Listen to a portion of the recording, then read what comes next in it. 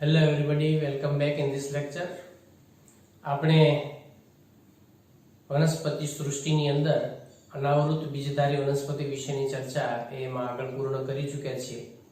હવે એના પછીનો નેક્સ્ટ ટોપિક અને લાસ્ટ ટોપિક આ ચેપ્ટરનો હતો, તો એના વિશેની ચર્ચા હવે એમાં આપણે આગળ વધારીએ અને એ છે જીવન વૃત્તાંત અને એકાંતર જનનની પ્રક્રિયા જે છે એ કોને કહેવાય, બરાબર? અથવા તો વનસ્પતિ જે છે એનું જીવન ચક્ર એટલે શું થાય અને જીવન વૃત્તાંતના કયા કયા તબક્કાઓ હોય, તો એના વિશેની આપણે વાત કરીએ કે ભાઈ વનસ્પતિ જીવન ચક્ર, બરાબર? વનસ્પતિનું જીવન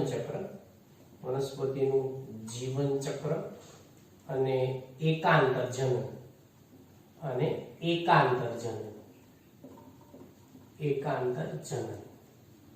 આમ તો આપણે આ શબ્દ વિશે આગળ ઘણી બધી ચર્ચા કરી ચૂક્યા છીએ કે ભાઈ વનસ્પતિ જે છે, વનસ્પતિ પોતાના જીવન ચક્રની અંદર ઘણા બધા અલગ અલગ પ્રકારના મુખ્યત્વે બે તબક્કા જોવા મળતા હોય છે. એક જન્યુજનક અવસ્થા, બીજી બીજાણુજનક અવસ્થા. તો સામાન્ય રીતે બે અવસ્થા એ દરેક વનસ્પતિની અંદર કોઈકમાં જન્યુજનક મુખ્ય હોય, કોઈકમાં બીજાણુજનક મુખ્ય હોય. એના આધારે આપણે એ વનસ્પતિ જે છે એના જીવન ચક્રની અંદર કયા કયા તબક્કાઓ છે એ તબક્કાઓ અને એનું બીજું એકાંતર જનન નો પ્રકાર જે છે બધા એમાં એ નક્કી કરવામાં આવતા હોય છે. તો સામાન્ય રીતે આપણે બધા જાણીએ છીએ ભાઈ કે એમાં વનસ્પતિની અંદર જો આપણે વાત કરીએ કે ભાઈ વનસ્પતિમાં એકકીય કોષો પણ જોવા મળે છે, બરાબર? એમાં એકકીય એટલે N અને બીજું એમાં દ્વિકીય કોષો જે છે, દ્વિકીય એટલે 2N, બરાબર? આ બંને પ્રકારના જે કોષો છે એ કોષો એમાં વિભાજન ક્ષમતા ધરાવે છે, એટલે એમાં વિભાજન પામી શકે છે. આ બંને કોષો આની અંદર વિભાજન પામે છે. હવે એક સિમ્પલ વસ્તુ વિચારો તમે કે ભાઈ આપણે બધા જાણીએ કે જન્યુજનક અવસ્થા જે છે, જન્યુજનક અવસ્થા કે બીજાણુજનક અવસ્થા, કોઈ પણ તમે વનસ્પતિ દેહ આપણે લઈ લઈએ. વનસ્પતિ દેહનું નિર્માણ જે છે સામાન્ય રીતે બહુકોષીય જે છે વનસ્પતિ દેહ હોય એટલે સમવિભાજનની પ્રક્રિયાને પરિણામે થતું જોવા મળતું હોય. અર્ધીકરણની પ્રક્રિયા જે છે એ અર્ધીકરણની પ્રક્રિયા સામાન્ય રીતે જન્યુઓના નિર્માણ સમયે જ મૂળભૂત રીતે જોવા મળે છે. એ તો ઓલરેડી આપણે અર્ધીકરણમાં વાત કરી ચૂક્યા છીએ કે ભાઈ અર્ધીકરણની જે પ્રક્રિયા છે એ જન્યુઓના નિર્માણ સમયે જ આપણને એમાં સામાન્ય રીતે જોવા મળતી હોય છે. તો હવે ધારો કે એમાં આપણે એક બાબતની જો વિચાર કરીએ કે ભાઈ કોઈ સુકાઈમાં જન્યુજનક અવસ્થા મુખ્ય છે. ધારો કે એક વસ્તુ સમજી લઈએ આપણે, બરાબર? એક વસ્તુ સમજો તમે કે એનું જે સુકાઈ છે, વનસ્પતિ સુકાઈ, સમજો તમે કે વનસ્પતિ સુકાઈ, બરાબર, એ એકકીય છે. તો હવે વનસ્પતિ સુકાઈ એકકીય હોય, N હોય, મતલબ કે આ કઈ અવસ્થા થઈ ભાઈ? તો કે એ થઈ જન્યુજનક અવસ્થા. ચાલો, આ જન્યુજનક અવસ્થા થઈ. હવે એના પછી શું થાય? તો જન્યુજનક અવસ્થા છે તો વનસ્પતિ સુકાઈમાં એમાં સમવિભાજનની પ્રક્રિયા થાય, બરાબર? વનસ્પતિ સુકાઈમાં સમવિભાજનની ક્રિયા થાય. સમવિભાજનની પ્રક્રિયા દરમિયાન શું ઉત્પન્ન થાય? તો કે અલગ અલગ જે કોઈ પણ એમાંના જન્યુઓનું નિર્માણ થાય. આમાં સમવિભાજનની પ્રક્રિયા થાય, બે જન્યુઓનું નિર્માણ થાય. એટલે એક એમાંથી બને નરજન્યુ, બરાબર? નરજન્યુ જે પુંજન્યુ ધાનીમાં ઉત્પન્ન થાય, અને બીજો છે એમાં માદાજન્યુ કે જે સ્ત્રીજન્યુ ધાનીમાં ઉત્પન્ન થાય. આ માદાજન્યુ જેને આપણે અન્નકોષ તરીકે પણ ઓળખવામાં આવે છે, અને નરજન્યુ એટલે ચલપુજન્યુ તરીકે પણ ઓળખી શકાય છે, બરાબર? દ્વિકશાધારી ચલપુજન્યુ. હવે શું થાય પછી વિચાર કરો કે પાણીની મદદથી આ બંને વચ્ચે ફલનની પ્રક્રિયા થાય છે, બરાબર? આ બંને વચ્ચે ફલનની પ્રક્રિયા થાય. ફલનની પ્રક્રિયાને પરિણામે એની અંદરથી જે ફલિતાંડ અને યુગ્મનજનું નિર્માણ થાય, બરાબર? ફલિતાંડનું નિર્માણ થાય. આ ફલિતાંડ એટલે દ્વિકીય અવસ્થા. ફલિતાંડ એટલે બીજાણુજનક અવસ્થાનો અહીંયાથી પ્રારંભ થાય, યાદ રાખો, બરાબર? ફલિતાંડ એટલે અહીંયાથી બીજાણુજનક અવસ્થાની શરૂઆત થાય, એટલે આ છે બીજાણુજનક અવસ્થા, બરાબર? આપણે કોઈ પણ વનસ્પતિની અંદર સામાન્ય સ્થિતિ જે છે આ પ્રકારની વિચારીને આગળ વધીએ છીએ. હવે શું થાય ભાઈ? તો હવે આ સમવિભાજનની પ્રક્રિયાથી અહીંયા જન્યુઓનું નિર્માણ થયું છે. કેમ? તો કે ભાઈ એનું વનસ્પતિ સુકાઈ પોતે એકકીય છે એટલા માટે. હવે ફલિતાંડ જે છે એ ફલિતાંડનું પછીથી શું થાય? તો કે અર્ધીકરણ થાય, બરાબર? સમજો હવે. એટલે અહીંયા બીજાણુજનક અવસ્થાનું નિર્માણ થાય. તો એમાં બીજાણુ માતૃપેશીની રચના જોવા મળે છે, બીજાણુ માતૃપેશીની રચના જોવા મળે. આ બીજાણુ માતૃપેશીનું શું થાય તો કે અર્ધીકરણની પ્રક્રિયા થાય, બરાબર, અર્ધીકરણની પ્રક્રિયા થાય એમાં, આમાં અર્ધીકરણ. તો હવે અર્ધીકરણ 1 અને અર્ધીકરણ 2 ની પ્રક્રિયા થાય, તો એના પરિણામે એમાંથી બીજાણુનું નિર્માણ થાય છે. આ બીજાણુ એકકીય રચના છે. તો ફરીવાર કઈ આવી ગઈ અવસ્થા આવે તો કે જન્યુજનક અવસ્થા આવી ગઈ. હવે આ બીજાણુનું અંકુરણ થાય. સમજો હવે બીજાણુનું શું થાય ભાઈ તો કે સમવિભાજન થાય. બીજાણુનું સમવિભાજન થાય અને આ બીજાણુના સમવિભાજનથી એનું અંકુરણની પ્રક્રિયા જે છે, અંકુરણની ક્રિયા થાય અને એમાંથી વનસ્પતિ સુકાય કે વનસ્પતિ દેહનું નિર્માણ થાય. વનસ્પતિ સુકાય નિર્માણ પામે છે. તો હવે તમે વિચારો ભાઈ કે અહીંયા જે આપણે વાત કરી છે કે આખી કે વનસ્પતિમાં એકકીય અને દ્વિકીય બંને પ્રકારના કોષો આવેલા હોય. હવે આની અંદર બંને પ્રકારના કોષો અલગ અલગ પ્રકારની સ્થિતિમાં વિભાજન માટે અલગ અલગ લાક્ષણિકતા ધરાવતા હોય છે. અહીંયા આપણે એવું લીધું કે વનસ્પતિ સુકાય એકકીય છે, મતલબ કે એની મુક્ત અવસ્થા કઈ થઈ ગઈ તો કે જન્યુજનક અવસ્થા થઈ. તો જન્યુજનક અવસ્થામાં જન્યુઓનું નિર્માણ થાય, બરાબર. લિંગી પ્રજનનની પ્રક્રિયા જે છે, લિંગી પ્રજનનની પ્રક્રિયા દરમિયાન એમાં લિંગી પ્રજનનની ક્રિયા થાય, તેમાં નરજન્યુ અને માદાજન્યુ ઉત્પન્ન થાય, બંને વચ્ચે ફલનની પ્રક્રિયા થાય, ફલિતાંડ કે યુગ્મનજનું નિર્માણ થાય, એટલે બીજાણુજનક અવસ્થા આવી ગઈ. હવે અહીંયા બીજાણુજનક અવસ્થામાં શું છે ભાઈ તો કે બીજાણુ માતૃપેશીની રચના છે, એનું અર્ધીકરણ થાય. તો અર્ધીકરણ થાય એટલે બીજાણુ ઉત્પન્ન થયું, તો બીજાણુ ઉત્પન્ન થયું તો એ પાછી જન્યુજનક અવસ્થા આવી ગઈ. એટલે આમ ઇન શોર્ટ આની અંદર જો આખો આપણે સાર જોઈએ તો એ સાર એવો કહેવા માંગે છે, ધ્યાન રાખજો ખાસ, કે પહેલા હતી જન્યુજનક અવસ્થા, બરાબર, જન્યુજનક અવસ્થા. આ જન્યુજનક અવસ્થા પછી એમાં આવી બીજાણુજનક અવસ્થા, બરાબર, બીજાણુજનક અવસ્થા. આ બીજાણુજનક અવસ્થા પછી ફરીવાર એમાંથી શું આવે તો કે જન્યુજનક અવસ્થા. તો બીજાણુજનક અવસ્થા અને જન્યુજનક અવસ્થા જે છે ને એ આમ બંને એકબીજાને એકાંતરે, એટલે કે એક વખત જન્યુજનક, એક વખત જન્યુજનક, પાછી બીજાણુજનક, પાછી જન્યુજનક, પાછી બીજાણુજનક, આ એકાંતરે હોય એટલે આપણે આને શું કહીએ છીએ ભાઈ તો કે એકાંતર જનન તરીકે ઓળખવામાં આવે છે. બરોબર, ખ્યાલ આવી ગયો? આને એકાંતર જનન કહેશો. કે આ ઓલા જેવું છે ભાઈ, બે કીડી હોય ને, એક આમે ગોળ રાઉન્ડ માં આટા મારતી હોય, એટલે એમાં કોણ પેલી, એક નંબરની કે હું પેલી છે, બીજા નંબરની કે હું પેલી છે. અહીંયા એ જ વસ્તુ છે, જન્યુજનક અમુકમાં પેલી હોય, અમુકમાં બીજાણુજનક પેલી એટલે મુખ્ય હોય. બરાબર, આ પ્રકારની સ્થિતિ આપણને અલગ અલગ પ્રકારના સજીવોની અંદર અને વનસ્પતિઓની અંદર સામાન્ય રીતે જોવા મળતી હોય છે. એટલે એના આધારે બીજાણુજનક અને જન્યુજનક અવસ્થામાંથી મુખ્ય અવસ્થા કઈ છે, ગુણ અવસ્થા કઈ છે, બરાબર, અને એકકીય અને દ્વિકીય અવસ્થા જે છે સમયાંતરે એની અંદર વનસ્પતિ સમૂહ પ્રમાણે બદલાતો રહેતો હોય છે. તો હવે આપણે જે વાત કરવાની છે વનસ્પતિના જે જીવન ચક્ર છે, જીવન ચક્રના અલગ અલગ પ્રકારો જે છે એ પ્રકારો વિશેની હવે એમાં આપણે ચર્ચા કરીએ કે વનસ્પતિના જીવન ચક્રના પ્રકારો કયા છે. તો સામાન્ય રીતે એના જે જીવન ચક્ર છે, વનસ્પતિનું જે જીવન ચક્ર, એ જીવન ચક્રના અહીંયા 3 પ્રકાર વિશેની આપણે સમજૂતી મેળવવાની છે, બરાબર. એના 3 પ્રકાર છે. હવે એમાંનો પહેલો પ્રકાર જેને આપણે કહીએ છીએ એકવિધ જીવન ચક્ર, એકવિધ જીવન ચક્ર, બરાબર, જીવન ચક્ર. બીજો પ્રકાર જે છે એને આપણે કહીએ છીએ દ્વિવિધ જીવન ચક્ર, દ્વિવિધ જીવન ચક્ર. અને ત્રીજો પ્રકાર જે છે એમાંનો જેને આપણે કહીએ છીએ એક દ્વિવિધ જીવન ચક્ર, દ્વિવિધ જીવન ચક્ર. તો આ રીતે જીવન ચક્ર જે છે એના સામાન્ય રીતે આવા 3 પ્રકાર જે છે એની અંદર એ પાડવામાં આવતા હોય છે. એટલે એકવિધ જીવન ચક્ર, દ્વિવિધ જીવન ચક્ર અને એક દ્વિવિધ જીવન ચક્ર, બરાબર. આ 3 પ્રકાર જે છે એની અંદરના એ જીવન ચક્રમાં પાડવામાં આવતા હોય છે. હવે સૌથી પહેલા આપણે વાત કરશું એકવિધ જીવન ચક્ર કોને કહેશું, બરાબર. ખૂબ ઈઝી અને સરળ વસ્તુ છે, ખાલી અવસ્થા મુખ્ય કઈ છે એના આધારે જ આ પ્રકાર છે. એકવિધ જીવન ચક્રમાં તમારે એટલું યાદ રાખવાનું કે આમાં જન્યુજનક અવસ્થા મુખ્ય છે, જન્યુજનક મુખ્ય, બરાબર. એટલું તમારે આમાં યાદ રાખવાનું કે આની અંદર બીજાણુજનક મુખ્ય, બરાબર, બીજાણુજનક અવસ્થા જે છે બીજાણુજનક એમાં મુખ્ય, એટલે આમાં જન્યુજનક મુખ્ય, આમાં બીજાણુજનક મુખ્ય. તો આ રીતે એવા અલગ અલગ પ્રકારની આવી જે અવસ્થા છે, અવસ્થાના આધારે આપણે એના પ્રકાર પાડવામાં આવતા હોય છે. તો સૌથી પહેલા આપણે વાત કરીશું એની અંદર એકવિધ જીવન ચક્ર વિશે. તો એકવિધ જીવન ચક્રની અંદર શું હોય ભાઈ? તો કે જન્યુજનક અવસ્થા મુખ્ય છે. પહેલો પ્રકાર એકવિધ જીવન ચક્ર. એકવિધ જીવન ચક્ર, બરાબર. આની અંદર મુખ્ય અવસ્થા કઈ છે? તો કે જન્યુજનક અવસ્થા મુખ્ય છે. આ એનો ખાસ યાદ રાખજો, જન્યુજનક અવસ્થા એમાં મુખ્ય અવસ્થા છે. તો જન્યુજનક થી જ આપણે એમાં શરૂઆત કરીએ.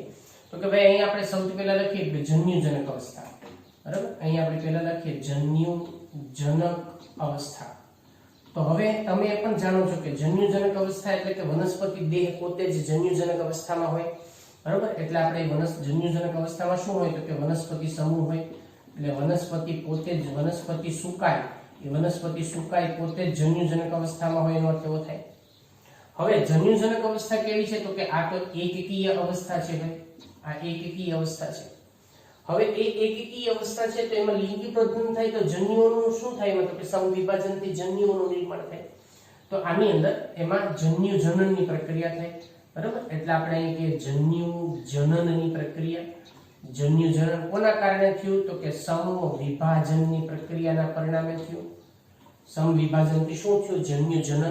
તો એમાં કયા બે જન્યુ ઉત્પન્ન થયા? તો કે નર અને માદા. આ બે જન્યુઓનું નિર્માણ થયું. આ બે જન્યુ વચ્ચે શું થયું? તો કે ફલનની પ્રક્રિયા થઈ, બરાબર. જન્યુજનનની પ્રક્રિયા થઈ. કઈ, કોના દ્વારા? સમવિભાજન દ્વારા જ પ્રક્રિયા થશે. તો જન્યુજનન સમવિભાજન દ્વારા ઉત્પન્ન થયું. બે નર અને માદા, બરાબર. નર અને માદા જન્યુ. તો આ બંને વચ્ચે શું થયું પાછું? તો કે ફલનની પ્રક્રિયા થઈ. આ બંને વચ્ચે ફલનની પ્રક્રિયા થઈ. ફલનની ક્રિયા થાય બંને વચ્ચે એટલે આ પણ એકકીય અવસ્થા છે. સમજો, આ પણ એકકીય છે, આ પણ એકકીય છે. ફલનની પ્રક્રિયા થઈ તો હવે બન્યું શું એમાંથી? તો કે ફલિતાંડનું નિર્માણ થયું. એટલે બીજાણુજનક અવસ્થાની શરૂઆત થઈ ગઈ, બરાબર. એટલે એની અંદર ફલિતાંડ જે છે એ ફલિતાંડ એટલે એના બીજાણુજનક અવસ્થાની શરૂઆત થઈ. એટલે હવે એમાં ફલિતાંડ, અને આ ફલિતાંડ એટલે એને બીજાણુજનક અવસ્થાની શરૂઆત. અને ફલિતાંડ જે છે, ફલન પછી ફલિતાંડ એ એની દ્વિકીય રચના છે, બરાબર. હું થોડું ડિટેલમાં સમજાવું છું એટલે તમને વધારે ખ્યાલ આવે થોડો. એટલે ફલિતાંડ પછી એમાંથી શું ઉત્પન્ન થયું? તો કે હવે એમાંથી બીજાણુજનક અવસ્થાનું નિર્માણ થઈ ગયું. આ બીજાણુજનક અવસ્થા છે. આ બીજાણુજનક અવસ્થા જે છે એ દ્વિકીય અવસ્થા છે. એ ગૌણ અવસ્થા છે, અહીંયા ખાસ એ દ્વિકીય છે, ગૌણ છે. તો હવે એની અંદર શું થાય? તો કે અર્ધીકરણની પ્રક્રિયા થાય, બરાબર. તો એમાં અર્ધીકરણની ક્રિયા થાય. અર્ધીકરણની પ્રક્રિયાથી શું ઉત્પન્ન થયા? તો કે બીજાણુ ઉત્પન્ન થયા, બરાબર. આમાંથી શું ઉત્પન્ન થયું? તો કે બીજાણુ. કઈ પ્રક્રિયા થઈ? તો કે અર્ધીકરણની પ્રક્રિયા થઈ. અને આ બીજાણુનું શું થયું? તો કે અંકુરણ થયું. બીજાણુનું અંકુરણ થાય સમવિભાજનની પ્રક્રિયાને પરિણામે એટલે ફરીવાર વનસ્પતિ સુકાઈનું નિર્માણ થાય. તો આખી તબક્કાની અંદર આપણે જો વાત કરી ભાઈ આટલી બાબત એવી છે એમાંની, બરાબર, કે જે 2n રચના છે. જ્યારે બાકીની જે છે આખી n રચના છે. એટલે આ મુખ્ય તબક્કો આને ગણી શકાય, કેમ કે એના જીવન ચક્રમાં આ તબક્કો મુખ્ય, લાંબુ, દીર્ઘજીવી, પ્રભાવી છે. જ્યારે આ ટૂંકજીવી અવસ્થા છે, બરાબર. દીર્ઘજીવી નથી, ટૂંકજીવી અવસ્થા તરીકે આપણને જોવા મળતું હોય છે. તો આ રીતે આ પ્રકારનું જે જીવન ચક્ર છે ને એને એકવિધ જીવન ચક્ર તરીકે ઓળખવામાં આવે છે. અને આ સામાન્ય રીતે લીલ છે, વોલવોક્સ છે, સ્પાયરોગાયરા છે, એ બધા આ પ્રકારની રચના જોવા મળે છે, બરાબર. લીલ જેમ કે એમાં સ્પાયરોગાયરા છે, સ્પાયરોગાયરા, વોલવોક્સ, બરાબર, વગેરે લીલમાં આ પ્રકારની જે ઉદાહરણની અંદર આ પ્રકારની રચના આપણને એમાં જોવા મળતી હોય છે. હવે આપણે વાત કરશું એના પછીનો બીજો પ્રકાર દ્વિવિધ જીવન ચક્ર.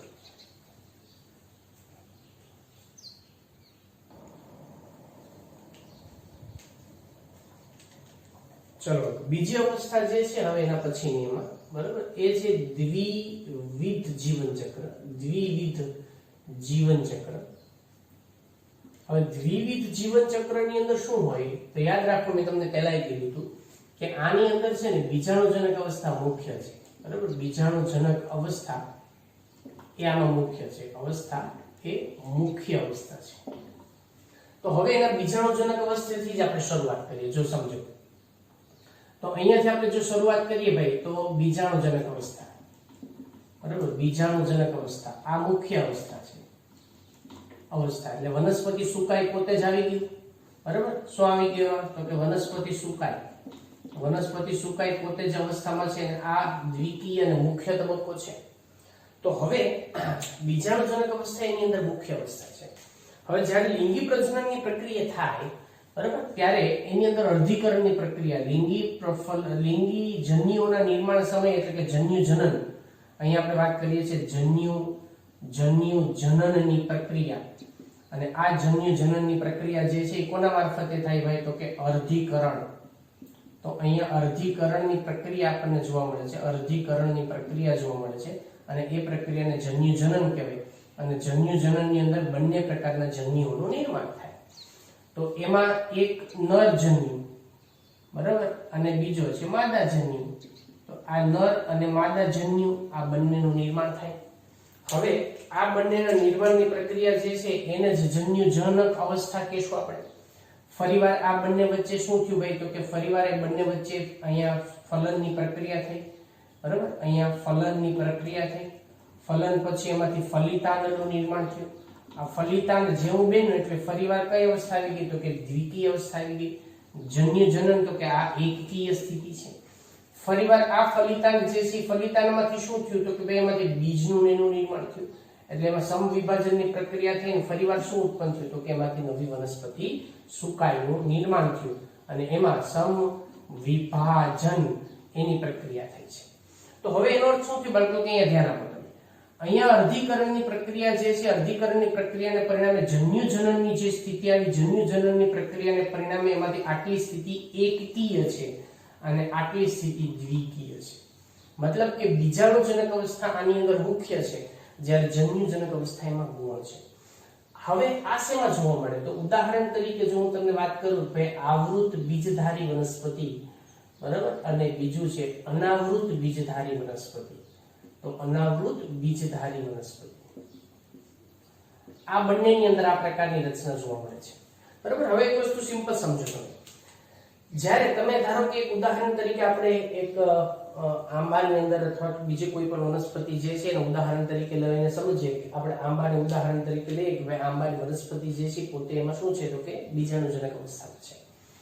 તો એમાં આ વનસ્પતિ જે છે બીજાણુજનક અવસ્થામાં છે. હવે એની અંદર શું થાય? તો કે ધારો કે આપણે વાત કરી ભાઈ આંબો આપણે ઉદાહરણ તરીકે લઈએ તો એ તો દ્વિકીય રચના છે, કેમ કે આંબો પોતે કઈ અવસ્થામાં છે? તો કે બીજાણુજનક અવસ્થામાં છે. હવે ધીમે ધીમે એક વાર 2 કે 3 વર્ષનો આંબો થાય પછી એની અંદર આપણને પુષ્પનું નિર્માણ થાય છે, બરાબર. પછી પુષ્પનું નિર્માણ થાય. આ પુષ્પ પણ શું છે? તો કે દ્વિકીય રચના છે. આ પુષ્પની અંદર પછી પુંકેસર અને સ્ત્રીકેસરનું નિર્માણ થાય. પુંકેસર અને સ્ત્રીકેસર. તો પુંકેસર અને સ્ત્રીકેસર જે છે એ પણ શું છે? તો કે દ્વિકીય રચના છે.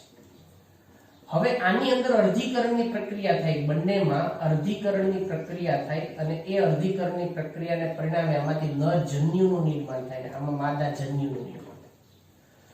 જેવો આ બંને વચ્ચે, એટલે આ એકકીય અવસ્થા છે, જેવો આ બંને વચ્ચે ફલિતાંડ બની ગયું એટલે વાત પૂરી થઈ ગઈ, દ્વિકીય અવસ્થા આવી ગઈ છે પાછી. તો હવે સમજો તમે કે આંબાની અંદરના જીવન ચક્રમાં માત્ર આટલો જ તબક્કો એવો છે કે જે એકકીય એટલે કે જન્યુજનક અવસ્થાનો છે. બાકી ફરીવાર એમાંથી ફલિતાંડ અને બીજ અને એ બધાનું નિર્માણ થાય, બીજ બને, બીજમાંથી પાછો આંબો ઉત્પન્ન થાય.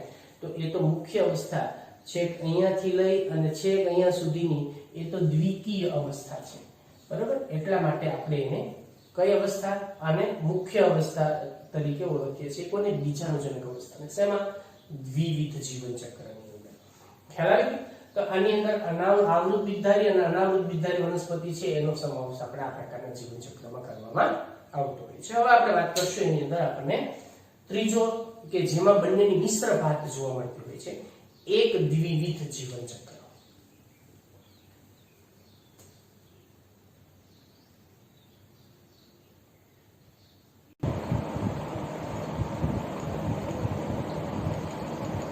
ચાલો હવે આપણે લાસ્ટ એમાંનું છેલ્લું જે જીવન ચક્ર છે ત્રીજા નંબરનું, એ થોડુંક બંનેની મિશ્ર પ્રતિસાદ છે, એટલે એક દ્વિવિધ, બરાબર. સમજો, એક દ્વિવિધ જીવન ચક્ર, એક દ્વિવિધ જીવન ચક્ર.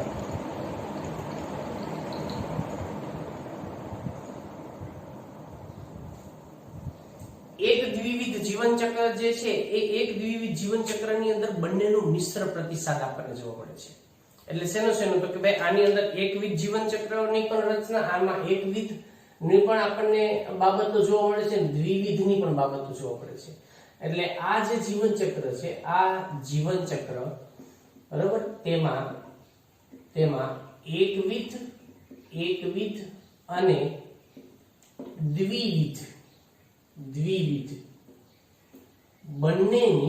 બંનેની મિશ્ર ભાત જોવા મળે છે, અથવા મિશ્ર ભાત જોવા મળે છે. એટલે મિશ્ર પરિસ્થિતિ જોવા મળે છે, મિશ્ર પરિસ્થિતિ જોવા મળે છે. બરાબર, આની અંદર બંનેની મિશ્ર પરિસ્થિતિ જોવા મળે છે. એનો અર્થ એ થાય કે આ પ્રકારના જીવન ચક્રમાં બંનેની અંદર જન્યુજનક અવસ્થા, જન્યુજનક અને બીજાણુજનક, કેટલીક પરિસ્થિતિમાં જન્યુજનક એ મુખ્ય, બરાબર, અને કેટલાકમાં બીજાણુજનક એ મુખ્ય હોય છે. કેટલાકમાં જન્યુજનક મુખ્ય, કેટલાકમાં બીજાણુજનક મુખ્ય. કેટલાકમાં પરિસ્થિતિ બદલાઈ જાય છે. એટલે કેટલીક પરિસ્થિતિ એવી છે કે જેમાં જન્યુજનક જે છે એ ગૌણ પણ થઈ જાય છે, કેટલાકની અંદર બીજાણુજનક જે છે એ પણ ગૌણ પણ થઈ જાય છે. એટલે આ રીતે બંનેની મિશ્ર જે ભાત છે, પેટર્ન છે, એ આપણને એની અંદર જોવા મળે છે. એટલે આપણે જન્યુજનક અવસ્થા અને બીજાણુજનક અવસ્થા જે છે એ બંનેની એક મિશ્ર પ્રતિસાદ છે, એટલું યાદ રાખજો. એટલે જન્યુજનક મુખ્ય પણ હોય. જો આપણે દ્વિઅંગી વનસ્પતિની વાત કરીએ, ઉદાહરણ તરીકે દ્વિઅંગી વનસ્પતિની, બરાબર, તો એમાં જન્યુજનક અવસ્થા મુખ્ય થઈ. જો આપણે ત્રિઅંગી વનસ્પતિની વાત કરીએ તો એમાં પાછી બીજાણુજનક અવસ્થા જે છે મુખ્ય થઈ, જન્યુજનક અવસ્થા ગૌણ થઈ ગઈ.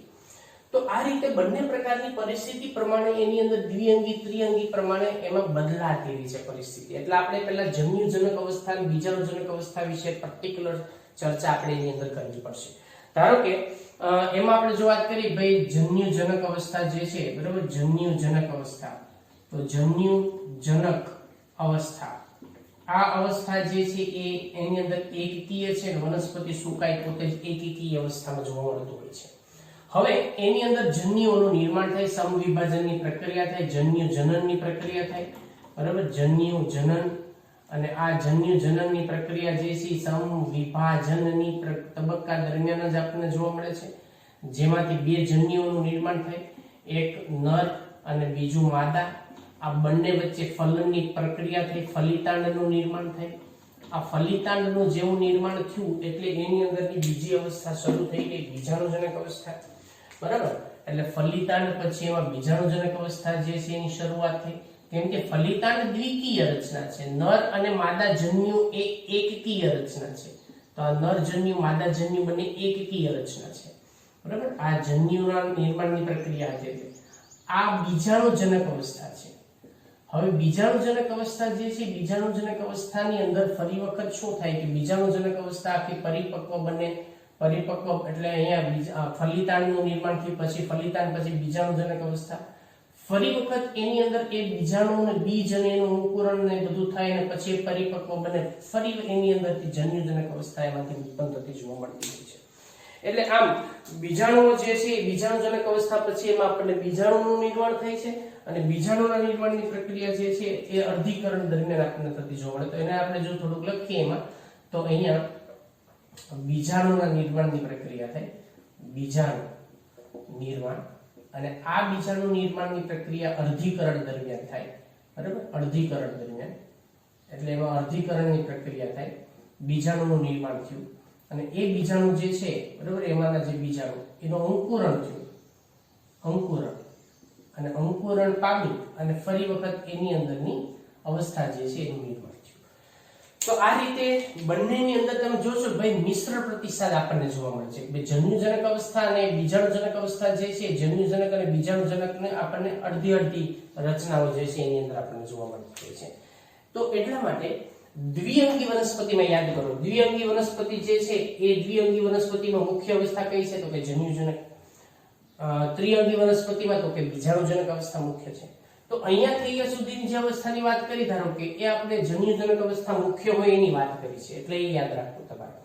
અહીંયા જે આપણે ચર્ચા કરી છે એ બીજાણુજનક અવસ્થા જે મુખ્ય હોય એના વિશેની વાત કરી છે, બરાબર. એટલે બંનેની અંદર મિશ્ર પ્રતિસાદ આપણને, મિશ્ર ભાત કે પેટર્ન આપણને એની અંદર જોવા મળતી હોય છે, જન્યુજનક અવસ્થામાં અને બીજાણુજનક અવસ્થાની અંદર.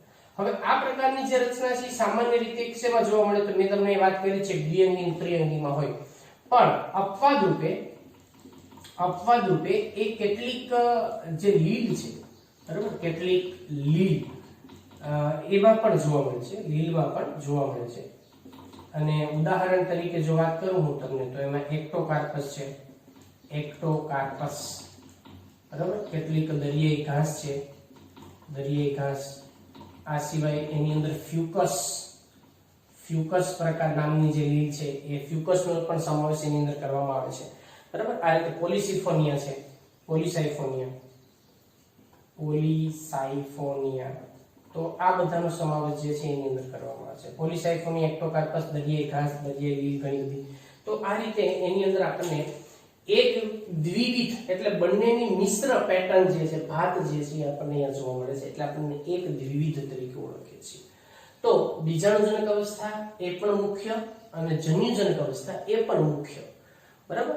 તો આ રીતે એની જન્યુજનક અને બીજાણુજનકની મિશ્ર પ્રતિસાદ કે જેને આપણે એક દ્વિવિધ એટલે એકવિધ અને દ્વિવિધ બંનેનું મિશ્રણ એટલે એક દ્વિવિધ જીવન ચક્ર તરીકે ઓળખીએ છીએ. તો અહીંયા આપણે લેસન નંબર 3 જે છે એના વિશેની ચર્ચા એ આપણે પૂર્ણ કરીએ છીએ. નેક્સ્ટ લેક્ચરમાં નવા ચેપ્ટરની શરૂઆત કરીશું.